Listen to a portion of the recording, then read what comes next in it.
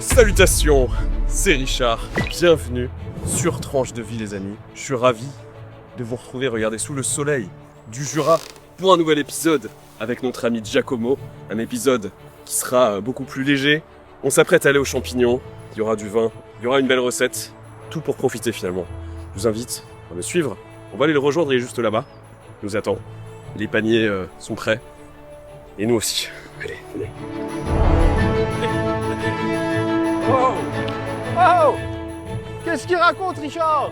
Comment il est? Bah écoute, Toujours aussi barbu? toujours aussi barbu, comme d'habitude. Puis toi, toujours avec ton béret, je vois, tu le quittes plus celui-là. Hein. On change pas, hein? Ça, mon gros? Ça va et toi, mon gros? Bah ça va bien, ça va bien. Ça, regarde ça. Oh. T'es armé? T'as même les couteaux. Ouais, il y a même les petits chlasses. Chasse du grand-père, un espèce de couteau Avec la petite brossette. avec la petite brossette en poil de cul séché. Ouais, c'est ça. C'est pas ceux de ton grand-père, j'espère. Ouais, non. Ceux-là, c'est les tiens. Ouais, ceux-là, c'est les miens, ouais. Bien brun, ouais. On est dans la forêt d'Arlay. Et puis on va essayer de faire un beau petit panier. Actuellement, il y a cèpes, pieds de mouton. Ouais. Je pense qu'on va Il y a des pieds de mouton ici. Ouais, pieds de mouton. Ouais. On va peut-être trouver des chanterelles en tube, je pense, c'est même sûr. Parce que j'étais déjà venu un coup voir et il y en avait déjà des toutes petites. Donc là, T'as fait de la reconnaissance. J'avais fait un petit peu de reconnaissance, donc là, je pense qu'on va trouver de belles choses. Puis là, ouais, là, c'est la saison. Là, ça, de septembre jusqu'à, si ça veut bien aller jusqu'à décembre, ça va être à fond, quoi. Ouais. À fond. Ah oui, tu cueilles jusqu'à décembre. Ah oui, jusqu'à fin décembre, tu peux encore cueillir, quoi. Tu peux encore cueillir. Allez, feu! Allons voir ça! Alors des fois, il y a des vieilles canettes, des choses comme ça, un peu toutes bizarres. Ça, c'est des bords de route, malheureusement, même dans un lieu qui est quand même assez préservé. Je trouve que le Jura, Ah oui. par rapport à pas mal de régions, c'est fort. Ne bouge plus, Richard! Un spécimen rarissime. Il n'y a que dans le Jura que tu peux voir ça. C'est une connerie, ça. Il n'y a que dans le Jura que... Regarde, Richard! Oh putain, c'est bizarre, ça, tiens. Putain, une bouteille de crément! Mais c'est... quand même, Une bouteille de crément! c'est inespéré. Inespéré. C'est comme si quelqu'un l'avait posé là à dessein, exprès. Je sais pas qui c'est. C'est quand même quelque chose. Fais gaffe. Oh bah vas-y, hein. Déjà, moi, je mettrais... à partir, Toi, je mettrais plus la main. On va créer un accident, hein, fais gaffe. Ouais. Oh là là, tu me fais vraiment peur, Richard. Non, t'inquiète pas, je suis breton, j'ai la main sûre. C'est un millésime. Une fois par an, t'as quelques bouteilles qui poussent de terre, tu vois. On a eu la chance, déjà première cueillette. Première cueillette. Je reprends un coup. Ah bah vas-y. Faut bien penser à s'hydrater vu qu'on a pas mal marché. Trêve de blabla, trêve de farandole. Je te propose d'aller cueillir du vrai champignon cette fois-ci. C'est la serpette du barde. J'ai la serpette Certifié. du Seigneur Jésus. Alors les amis, je tiens quand même à préciser que ni Giacomo ni moi ne sommes des spécialistes et que cette petite balade se veut avant tout récréative et n'a pas vocation à vous informer rigoureusement sur la mangeabilité ou non de telle ou telle espèce. Après notre cueillette, on a mangé uniquement ce qu'on a parfaitement su identifier et d'ailleurs on vous montrera la jolie recette qu'on en a fait un petit peu plus loin dans la vidéo. Viens mon Richard. Oh. Sais-tu ce que c'est ça? Sais-tu ce que c'est? Alors attends, je vais la tenter. C'est ça, pour te dire une chose, c'est un champignon, c'est l'un des meilleurs. Je l'ai jamais goûté, mais c'est l'un des meilleurs. Ouais, ça a l'air ouais, tu vois, en fait, ça a l'air d'être assez étanche. Un petit œuf, t'as vu? Ouais, bah oui. C'est fascinant, fais voir. Tiens. C'est pas de l'orange. La manite César? L'amanite des Césars, ouais. Mais oui, je connais, je sais que c'est... L'amanite des Césars. On a une là, et juste à côté de Johan, est-ce que tu as vu ce qu'il y avait? Ah bah tiens, mais oui. Ouais, là. Un petit cépos. Un petit cépos, magnifique. Non, un bolet? Alors, attention. Non, c'est un cep, ça. Moi surtout, je dis cep, bolet, pour moi c'est la même chose. C'est pourtant pas la même chose. Un collègue se reconnaîtra, Ah, on c'est s'était engueulé un coup. Je crois que le nom du cep, c'est Boletus edulis. Atchoum? Ouais. Non, mais on l'attend, un Boletus. Oui. Ah. Chin. Super bon. Est-ce que ce serait pas un pied de mouton? Regarde, Richard. Fais voir ça. Là. Ah, putain, il a l'œil. Hein. Ah oui. Il a l'œil, ça se voit. Et attends, c'est pas beaucoup enfoncé. Hein. Quand on va aller là-bas, il y a des fils de pieds de mouton. Donc là, on va se régaler. Oui, souvent, ça pousse sur des lignes. Ça pousse sur des lignes, voilà. Donc, normalement, je sais pas si on va le voir. Je ne pense pas. Il est très jeune, mais normalement, si je ne m'abuse, sous le chapeau, tu as des petits. T'as comme des petits poils. picots. Ouais, comme des petits poils, ouais. C'est ça. Là, ils sont pas très développés, je pense. C'est le caractère du pied de mouton, et puis surtout, Là, comme on peut voir, il est pas très orange, toi, le chapeau. Mais t'en as certains, tu les vois à 10-20 mètres parce que c'est orange, quoi. Ouais.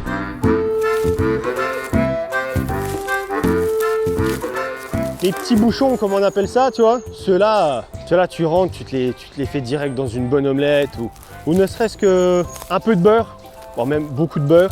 Cette fois-ci, on a un devant nous. T'as trouvé une bouteille? Non, Ça m'intéresse pas là. tu le laisses bien fondre gentiment, une poêle pas très chaude. Et après, Attends. dis-moi, qu'est-ce que t'aurais vu? Oula, j'ai peur. Ah d'accord. Ah. Un billet. Je vous jure, c'est mieux que les matelas Emma ou tout ce que tu veux. Là, c'est sponsor par la forêt directement, je te jure.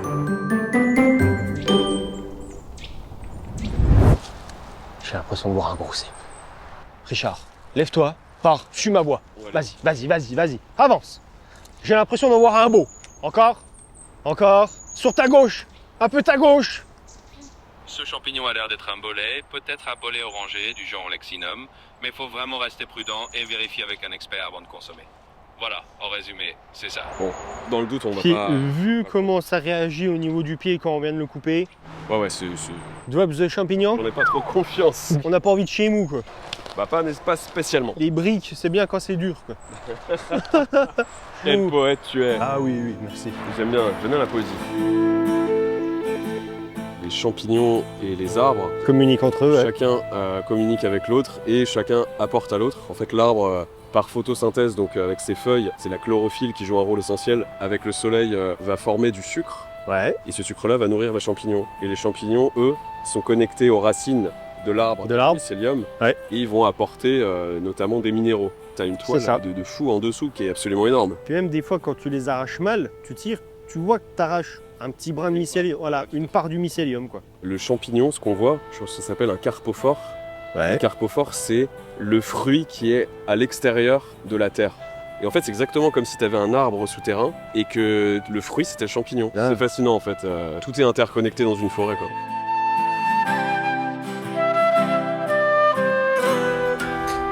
Alors ça, les amis, normalement, mais on le vérifiera évidemment avant de manger quoi que ce soit, on dirait pas, mais ce serait une russule charbonnière qui serait considérée comme un bon comestible, avec un goût de noisette.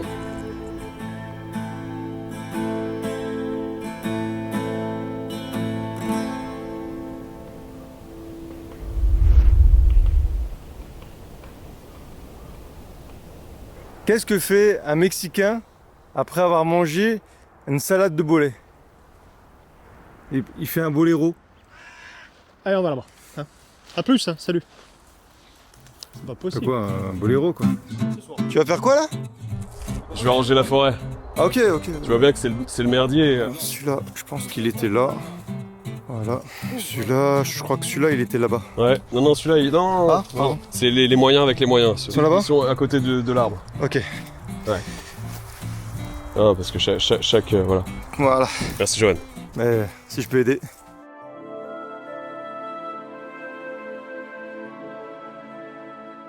Moi, je t'avoue, les champignons, j'y allais pas.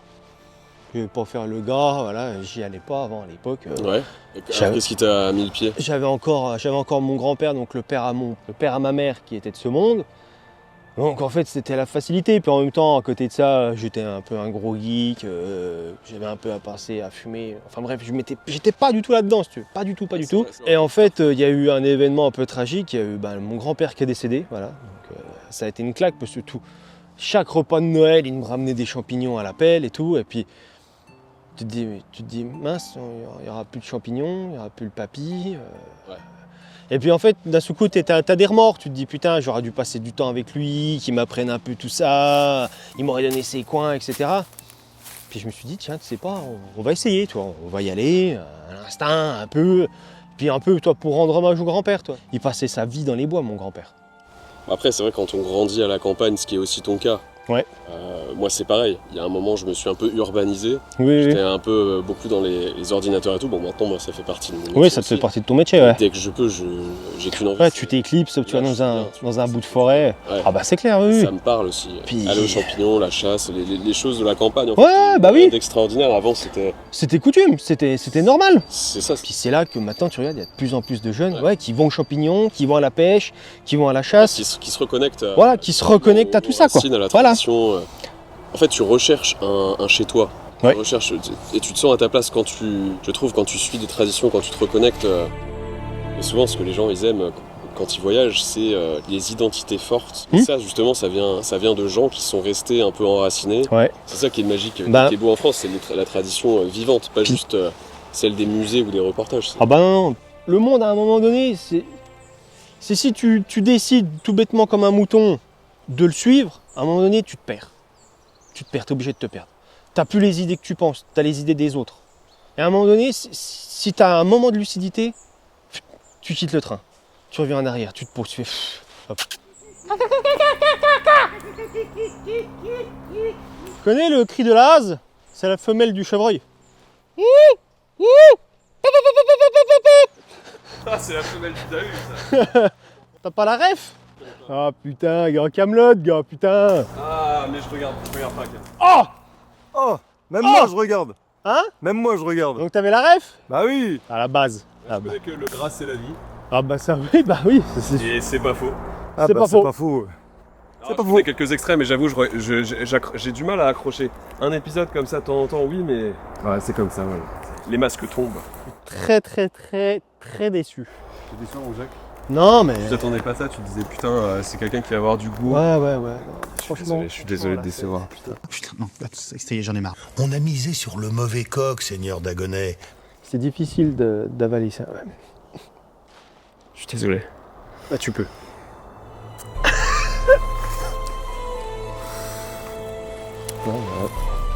Non mais je comprends pas.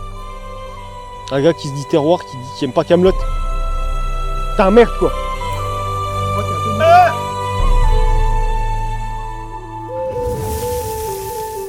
C'est le mouton. C'est le mouton. Les pieds de mouton. Bon ils sont pas très gros mais... On laisserait même... Ah ouais, ils sont tout petits, ouais. Non, C'est les apéritifs, ça. Bah là, mais ça Attends, par contre, effectivement, montre. pour les mettre dans le vinaigre, c'est bien. C'est tout par la racine qui pourrait les Ouais, manger. tu vois, je pourrais pas manger ça directement dans la forêt en sachant qu'il y a les animaux qui chient, qui pissent dessus. Ça je m'en fous. Tu risques des maladies bien graves avec la pisse. Hein. c'est pas grave. Il mange le mycélium aussi. Ouais. Je suis amphibie moi. On verra ça à l'hôpital. Évitez de faire ça dans la forêt, mangez pas directement, essayez de les laver un minimum. Sachant que dans l'urine, il y a des bactéries qui sont très Sympa. sont mortelles. Hein. Voilà.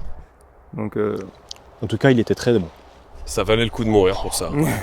On passe du bon temps. Et on passe du bon temps. Après, faut le dire que, faut être honnête, souvent déjà, t'as une grosse césure entre les gens de la ville et les gens de la campagne. Ah bah complètement Quand ouais. tu es en ville, t'es déconnecté. Ah bah oui, non mais oui. Au moins de la nature et même des traditions, de beaucoup de choses. Ouais. C'est paradoxal parce que t'es hyper connecté, t'as tout qui est à proximité. Après tant mieux que y en a certains qui se plaisent à être dans la ville, à être ultra connectés. Faut du bonheur pour tout le monde. Mais C'est sûr. À un moment donné, c'est pas dit que ces gens-là, à 30 ans, 40 ans, ils vont se prendre une claque de réel dans la vif et puis ils vont se dire oh là. C'est possible. Après, moi je pense qu'il y en a qui sont tellement habitués à la ville, qui Oui. sont allergiques à la campagne. Ah bah bien sûr, bien sûr. Et au mode de vie qui va avec. Pas trop mal. Tant mieux, hein, parce que si tout le monde aimait la campagne, Non, ce serait un bordel. bah il n'y aura plus de campagne. Voilà. C'est ce qu'on est. C'est ce que je voulais dire en fait, c'est que Bah ouais. quand tu comptes la population complète qu'il y a dans les villes et celle qu'il y a à la campagne, dans les villes on est presque à 100 fois plus. Je crois qu'il y a 80% de la France qui est urbaine. Urbaine, Je crois que c'est quelque chose urbanisée, comme ça. ouais. Mais Ah c'est bah oui. pour dire que C'est c'est pour énorme. dire que si maintenant tous ces gens-là aimaient la campagne et qui quittaient la ville, on n'aurait plus de campagne. Donc je suis bien content qu'ils soient tous là-bas. Ah bah oui, mais pareil, hein. Moi qui Et- reste, hein. Et je suis bien content aussi qu'ils aiment ce qu'ils aiment parce que ça crée la concurrence, ça crée aussi la diversité. Ouais. Et ce qui fait Mmh. que comme ces gens-là aiment une chose différente de beaucoup d'entre nous, Mhm. ça permet Bien sûr. de nous d'apprécier plus les choses qu'on a nous. Exactement. Et puis, ça- et puis vice versa, de et leur ça côté, ils évite se disent la même l'uniformité. chose. Ils se disent, attends, eux c'est des ploucs avec leur musique et leur goût machin et Mhm. tout. Ouais, bah. C'est exactement la même chose de l'autre côté.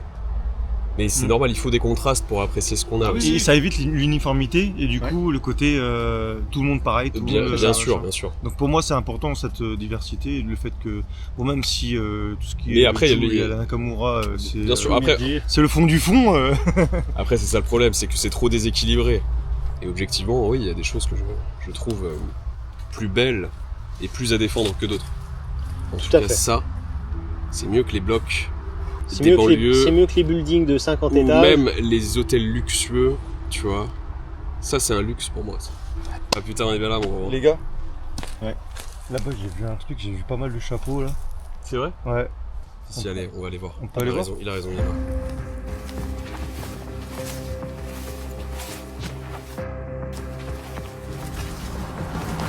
Qu'est-ce que tu me montres là, mon petit? Oh, attends, bouge pas, décale-toi. Fais gaffe. Ah, je l'ai eu. Pas mal, c'est beau ça. Regarde-le. Tu vois ça? Alors ça, c'est assez criant de vérité, regarde. Attends, on voit que ça a été bien grignoté quand même. On est d'accord, t'as vu? Ah oui. Ça, on dirait quoi? Ça peut être Une petite souris. Ça peut être souris, mulot, écureuil. Ouais. Non mais il est beau celui-là. Ici, ce sera plus les campagnols. Ou les campagnols, ouais. C'est toujours obligé de nous rabâcher comme Qu'est-ce ça. que je raconte? C'est pas possible ça. C'est terrible. Il étale son savoir. hein. Ouais. Ah, bah, c'est un truc de dingue. Bon allez, c'est bon, je m'en vais. Ouais, ça c'est m'énerve. bon, on se casse, Allez, c'est ciao, bye bye. Bisous. Ah mais c'est une forme de souris, un campagnol. Ah! Ah, ok, bon bah ça va alors, ça va. Oh! Le blaire, il a fonctionné. On va surtout pas le dire, on est sur sa chaîne YouTube, donc on va dire que c'est lui qui les trouve tous, mais depuis tout à l'heure c'est moi puis Joanne. Hein. Surtout pas le dire ça. Ça reste entre nous, hein, Joanne. Oui. Hein?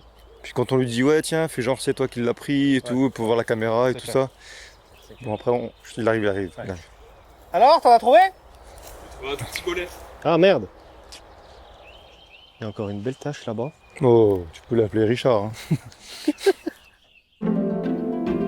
Les paniers presque assez remplis pour notre repas du soir, nous quittons la forêt d'Arlay pour retourner au village de l'Étoile où nous attendent les préparatifs d'une épaule de chevreuil au barbecue. Cependant, juste avant de s'y coller, on suit l'ami Giacomo pour un petit détour par la forêt de son enfance, une véritable cathédrale végétale formée de hêtres où se cachent quelques secrets qui pourraient bien nous être utiles pour notre recette.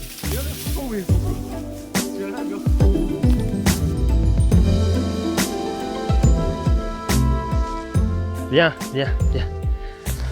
Putain, faut les voir. C'est beau ça. C'est des feuilles mortes, hein. C'est des feuilles mortes. Ah, la trompette, ça se mérite. Hein.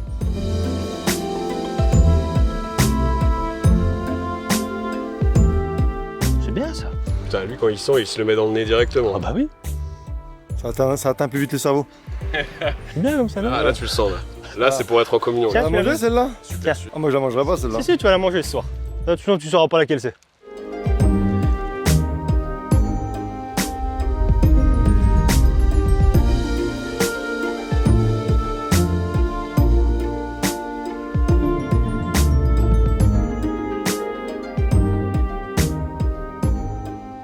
Il y en a un énorme, juste à côté de la feuille, De quoi? entre les deux arbres. Tu sais, là, Ouais. t'as des feuilles. Oui. Bah, juste la feuille de gauche, là. Ouais. Là, t'en as un. T'as un champignon, là. Ah ouais? Ouais. Ok, bah on va aller voir ça alors. Ouais. On va voir? Vas-y. Ok. C'est plus loin. Tu sais qu'il y a beaucoup de feuilles, hein. Après si tu me dis que c'est plus loin, bon je te crois. Ah, c'est plus loin. Ok. Tiens, il y en Là, a tu un vois, là. c'est là. C'est exactement celui-là dont je te parlais. D'accord. Tu vois? Putain. Là, regarde, si tu regardes bien, il est entre les deux feuilles, exactement comme ce que je t'ai dit. Moi surtout, ce qui me fascine, Richard. Et tu vois? Voilà. Bon, Voilà, c'est pas le plus joli, mais... Ouais, puis surtout tu l'as démembré quoi. Attends, refais-le. T'as l'animal, quoi. Attends, comment tu fais ça? Tu sais faire ça, toi? Bon, c'est pas forcément une qualité qui... C'est pas très utile en soi.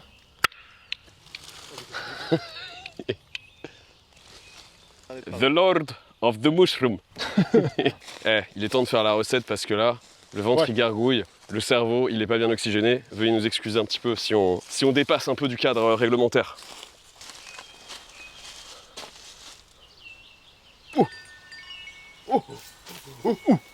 Tu l'as vu l'Odyssée de l'espace? C'est quand il trouve le feu, il est là. C'est le premier nom qu'on lui a donné. Les vrais auront la référence. Oh! Qu'est-ce qui se passe, mon Jack? Ça sent la connerie, ça. J'ai reniflé un truc, Richard. Ouais, vas-y, montre-moi. Regarde. Entouré d'un drap. C'est bon signe, Putain. ça. Ça, c'est le trésor caché. Eh, c'est comme si quelqu'un me l'avait déposé exprès pour nous, quoi. C'est bizarre, mais c'est impressionnant, putain, c'est... Vraiment... Qu'est-ce que c'est? Qu'est-ce qu'il nous a... Putain... Oh putain de merde. Mais ce serait pas de l'eau minérale, naturelle? Une cristalline. Après avoir glané quelques trompettes et déterré cette belle bouteille produite ici à l'Étoile et qui accompagnera à merveille notre chevreuil tout à l'heure, on se dirige enfin vers le Saint-Barbuck pour lancer la cuisson de la viande.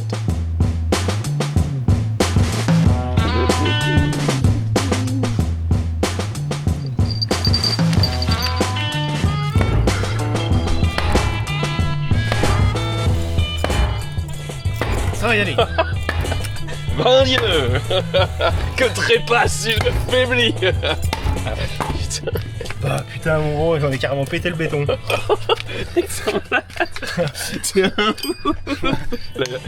La gitanerie, quoi. La bête du Gévaudan. Oula. Pas besoin d'aller si haut. Voilà. Impeccable. Oh, peu importe. Ah ouais? Ah oui, oula. T'as pas fait semblant. J'ai enlevé la peau. Eh, on a rien sans rien. Tout à fait. Adieu! Là.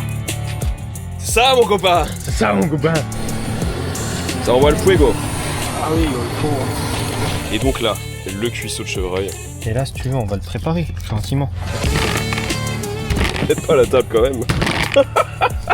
T'es un sauvage. Bah non, mais tu vois, on devait péter l'os. Et pour la recette, alors je vois que tu t'as préparé une casserole avec du beurre. Le beurre que tu vois, on va l'agrémenter de poivre, ail, échalotes, fines herbes et oignons. On va tout Ok. mettre là-dedans. Le beurre, on va le laisser fondre. Et on va venir gentiment, Badigeonner de comme temps à autre. Picasso arrivé. Tu vois, on va Refais-la. on va le peindre, tu vois.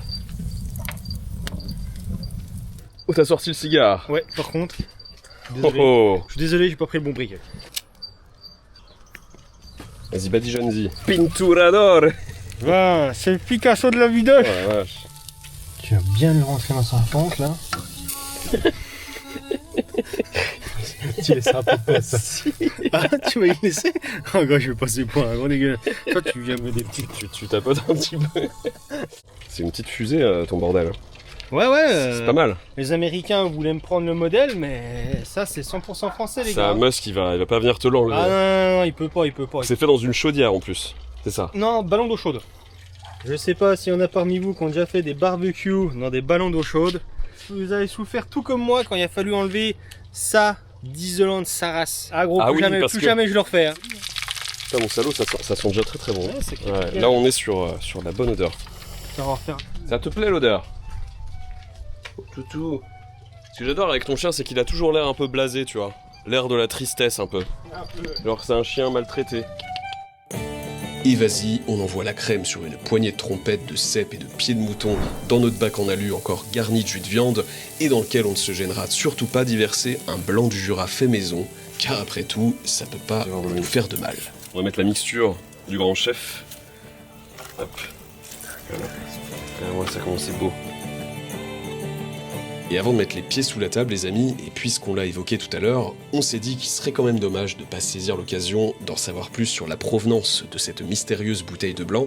Alors je vous propose, les copains, de foncer au domaine Philippe Vandel, producteur de vin de Jura d'appellation L'Étoile.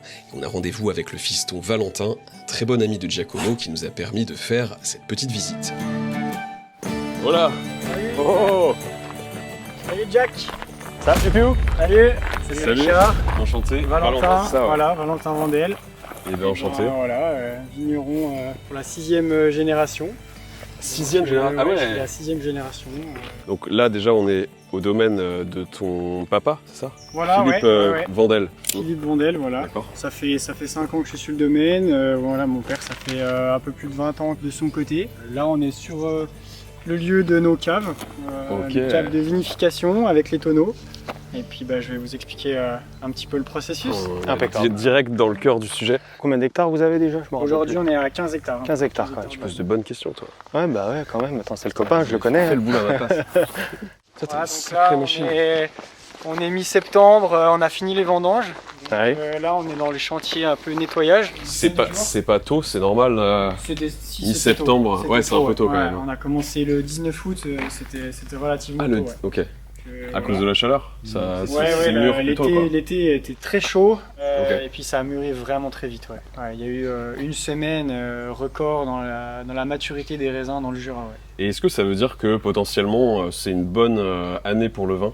Ouais, C'est c'est une entendu. bonne année, c'est une très bonne année.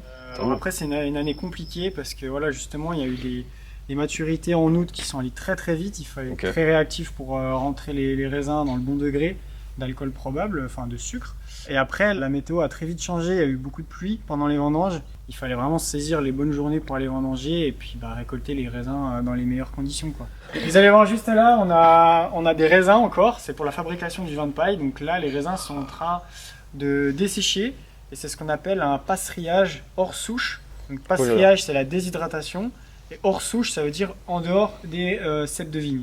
Et en Alsace, par exemple, pour les vendanges tardives, ils font un passerillage sur souche, c'est-à-dire qu'ils laissent les raisins dans la vigne pour flétrir. Ok. Nous, dans le Jura, on fait du vin de paille et c'est ancestralement sur de la paille. Et Ok. aujourd'hui, ils sont ici sur des petites clés, des petites cagettes grillagées. Ah, génial. Bah oui. Magnifique, vas-y, je t'en prie, Giacomo. Merci. C'est ton pays, après tout. Ah oui. Sécher tranquillement. Ah ouais, quand même. Ça va rester séché combien de temps? Là, c'est minimum 6 semaines. Minimum 6 semaines. Ah oui, Ok. d'accord. L'idée, c'est d'avoir un taux de sucre assez précis pour ensuite faire le vin de paille. Le vin de paille, c'est le plus délicat, le plus compliqué Ah oui. à faire en termes de logistique. Ouais. Et après, tu le fais vieillir en fût. Ouais, après le vin de paille, une fois que les raisins seront pressés et fermentés, il va vieillir de 3 ans en tout bon. Près où? Près toi. Voilà, comme je l'ai dit, ça c'est toutes les pièces de la machine à vendanger qui sont en train d'être nettoyées. C'est énorme. Ça fait de la petite pièce, hein. Ouais, tu stockes pas ça dans le garage de tout le monde. Hein. Non. Et puis sinon, voilà, on est sur le pressoir. En fait, c'est un pressoir à pneumatique, donc c'est une chambre à l'intérieur, un ballon qui gonfle Ok. et qui vient pousser les raisins quand une cage grillagée. Donc là, la cage grillagée, on la voit pas, elle est en train de retourner. D'accord. Et le pressoir, il s'occupe tout seul de presser les raisins, il retourne, il gonfle, il dégonfle, il se retourne et il fait ça plusieurs fois pendant 2-3 heures. C'est marrant, d'accord. Donc t'as un gros compresseur pour gonfler Ouais, c'est ça, ouais. la partie mobile. Et puis après, le jus, donc il coule en dessous dans la mèche, ce qu'on appelle la mèche du pressoir. Et ensuite, il est redirigé avec un tuyau, tout simplement par gravité, sans utiliser de pompe. D'accord. Il descend par les petites vannes qui sont là pour aller se mettre directement dans les cuves. Dans les grosses cuves qu'on veut, d'accord. Ok. Ah vache. Ah ouais, mais toi, là j'étais jamais mieux. Hein. J'hallucine. Hein. Oh l'odeur. Ouais, il y a déjà une excellente odeur. Là, c'est les vins. Ouais. Ça Les sent vins qui sont très, en très bon. fermentation, là, ouais. Les premières cuves, là où quasiment tous les volumes de jus passent. D'accord. Ça, c'est une cuve tampon où le jus va être stocké pendant seulement 24 heures, 12 à 24 heures. Là, c'est sur les cuves de débourbage. Donc, ça veut dire qu'une fois que ça coule, une fois qu'on a fini la journée, que la cuve est pleine, on laisse toute la nuit le jus. Les parties solides vont sédimenter, donc tout ce qui est... Ça va décanter, quoi. Voilà, ça va décanter. Ça va se retrouver au fond de la cuve et c'est ce qu'on appelle les bourbes. Au petit matin, avant de commencer une journée de vendange, il faut d'abord débourber pour tirer le jus clair et enlever le fond, les bourbes, les parties un peu moins... Et ça, vous en faites quoi d'ailleurs? Les bourbes après sont filtrées, sont refiltrées pour en extraire encore plus de jus. Filtrées avec de la terre pour vraiment avoir... À la fin, on a vraiment un jus comme si c'était du jus de raisin. Et ensuite, après, les terres sont colmatées avec ces bourbes. Puis après, c'est, il me semble, pendu dans la terre. Oui, d'accord, ça retourne à la terre. Ouais, ça retourne. Comme nous, hein, et comme tout le monde. Ouais, c'est ça. Ok, d'accord, ça c'est la fermentation, c'est plus imposant. Là. Le rang de cuve, là, c'est des 160 hectolitres. Les 3. Une fois que le jus clair est tiré, on l'emmène donc dans les cuves en séparant un petit peu les parcelles, les types de vins, le crément d'un côté, le chardonnay ou le savagnin de l'autre, etc. Et donc là, ça fermente pendant à peu près 3 semaines. Et une fois que cette fermentation elle est finie, on soutire de nouveau la cuve C'est un peu comme un débourbage, Ouais. sauf que là, après fermentation, on appelle ça un sous-tirage. C'est le même principe. On tire le vin cette fois-ci, le vin clair, et on laisse au fond. Donc là, c'est plus des bourbes, c'est ce qu'on appelle les lits. C'est les levures mortes. Donc là, ouais, ça a 12 jours, tu as dit? Voilà. D'accord. Ah ouais, putain, la couleur, mais c'est du jus d'orange, quoi. Ouais, c'est un peu ça. Tu l'as déjà goûté, toi, Pupio? Ouais, en ce moment, Tous les jours, je me on peins. prend le... Ouais, C'est un métier. alors on les goûte pas tous les jours, mais tous les jours on les analyse, on prend la densité et la température de la cuve D'accord. pour surveiller la fermentation. Incroyable. J'adore ce petit côté piquant, je trouve. Mais t'as déjà un petit peu ce côté savagnin, toi, un peu la terre qui commence à arriver. Mais il est tout jeune, là. C'est un bébé, là. C'est un bébé, c'est ça. Ouais. Ça picote un petit peu la langue, Ouais. c'est très bon. Voilà, le côté picote, c'est le gaz carbonique qui est dégagé pendant la fermentation. Donc après ce sous-tirage, on transfère simplement dans une autre cuve. Et après, pendant tout l'hiver, il y a une autre fermentation qui se passe. C'est une fermentation qui prend beaucoup plus de temps, qui prend plusieurs mois. Et c'est une fois que cette fermentation elle est finie que on peut mettre le vin en tonneau. On descend dans les entrailles, c'est ça? Ah oui, d'accord. Là, c'est plus on descend, plus c'est intéressant. Ah ouais. Oui, oui. Ouais, là, il y a du verre. Là, on est dans le pays de la bouteille, là. Oui. Bah nous, donc notre domaine, on est réputé, on a toujours été réputé pour les créments, les vins mousseux. À l'époque, c'était le vin mousseux. Et à l'étoile, donc c'est une appellation réputée pour faire des bons créments. Donc on en fait quand même une quantité assez importante. On fait des vins rouges, du vin de paille, du vin blanc, du mac-vin, mais le crément, c'est un tiers de la totalité. Donc il y a vraiment une demande, ouais. D'accord, c'est emblématique. Voilà. C'est le même processus pour à peu près toutes les cuvées. Pour le crément, on utilise uniquement du chardonnay. Et ensuite, donc en général, pour le crément, on essaye d'être assez réactif une fois que les fermentations sont finies. En fait, en une journée, on prend toutes nos cuves de crément de la saison et on vient les mettre tout en bouteille à ce moment-là, à cet endroit-là. C'est ce qu'on appelle la mise sur latte. Voilà. Donc là, ça reste 1 an. Et en fait, la durée de l'élevage sur latte, c'est un gage de qualité. Après, au bout de ces 1 année, on a viens voir. le dépôt. On a le dépôt au fond de la bouteille. Ouais. Là, c'est comme je vous disais. Ah, on voit bien, ouais. C'est les levures mortes, les lits, qui sont au fond de la bouteille. Et donc là, pour commercialiser après le crément, il faut éliminer ce dépôt. Et pour éliminer ce dépôt, Ah ouais, t'es obligé. bah ouais, c'est plus sympa. C'est plus vendeur. Avoir Ouais. un crément clair dans le Oui, bien sûr, bien qui sûr. dehors du trouble. Après, c'est vrai que moi, quand j'ai tendance à voir ça, je me dis, ouais, c'est plutôt bon signe, c'est qu'il y a de la vie, quoi. il y a de la Et c'est vie, pas ouais. aseptisé, tu vois. Voilà. Mais oui, bien sûr, pour... Il y a que les Bretons qui Ah ouais. Non, après, c'est très français. Dès qu'il y a des champignons et tout, c'est que... Voilà. Tu vois. Ouais, c'est vrai. Mais du coup, on élimine quand même ce dépôt. Et pour ça, en fait, on vient prendre les bouteilles une par une, on les secoue, on les met dans les cages qui sont juste là, on les laisse déposer 2-3 jours, et après on les met dans le gros cube ce qu'on là-bas. appelle là-bas le gyropalette. C'est une machine qui s'occupe pendant un peu plus de 6 jours de changer de position en fait, jour après jour, même toutes les 2 heures, ça change de position. Ok. Et l'idée, c'est de venir incliner la bouteille et de la faire tourner.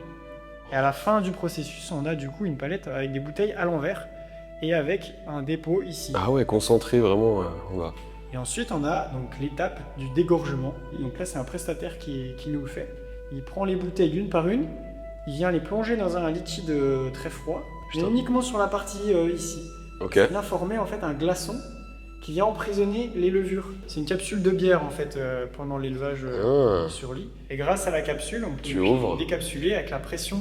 Et le glaçon ouais, part. D'accord. Pression dans une bouteille comme ça, mais des fois elles arrivent à arrêter. Ouais, il y a 6 barres de pression. Voilà. Il y a une petite anecdote dans la famille, c'est à l'époque, parfois ils allaient un peu plus vite que certains jours que d'autres, et puis ils faisaient des piles un peu moins droites que celle-ci. Ok. Et il y a l'image de mon arrière-grand-père qui essayait de rattraper un mur de bouteilles. Oh là là, l'enfer.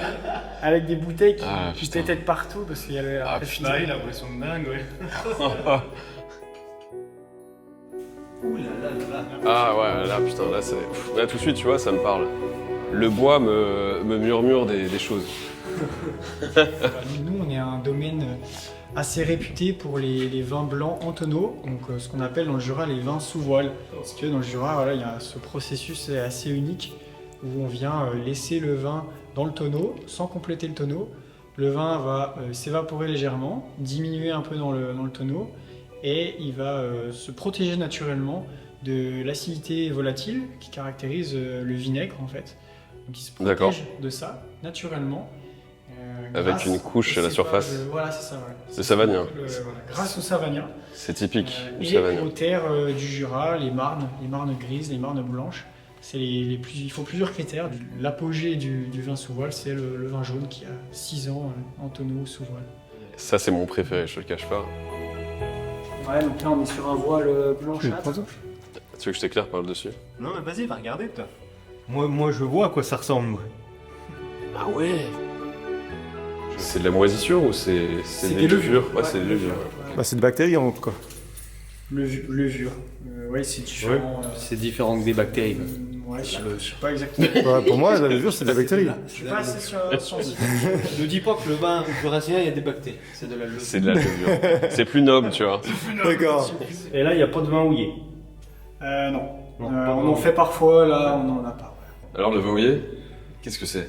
Ben, Qu'est-ce que c'est? moi, je sais, mais toi... Tu remets du vin à niveau pour compenser l'évaporation, c'est ça? Exactement, ouais, exactement. Et du coup, ça donne des arômes. Ça apporte pas du tout ces arômes de vin jaune, de noix. Ça Bah oui. reste vraiment sur le côté primaire du vin. Oui, le fruité ou le floral. Tu développes pas de nouveaux arômes, C'est ça, vraiment. ouais, c'est ça. Donc toi, j'aurais pas cru, toi, que ça servait à ça. De faire des vins plus doux, quoi. Ouais. Plus féminins. Si raconte lui. Plus féminins. Non, ben... Ah, il a tenté le terme, mais c'est vrai, c'est vrai. Bah ouais, j'ai peut-être inventé le nom avec ce mot-là. Mais non. Merci Valentin pour cette visite éclair, mais qui nous a fait plaisir. Allons manger les amis. Allons. Parce que là...